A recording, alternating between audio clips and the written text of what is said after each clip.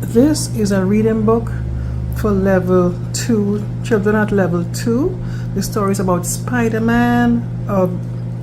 This comic, this storyline has been existing for many years, and it says the story of Spiderman. That's what the story is about.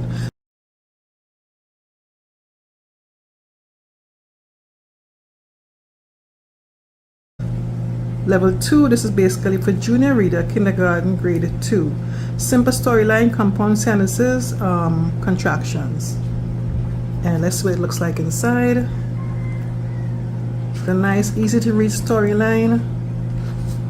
I really like the illustrations of this book.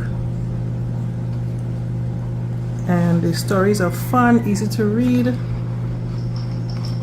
The illustrations are engaging, so you could engage with your child while reading about what the story is about. And really nice book, great illustrations, and I love the storyline about this book. Really nice and fun to read.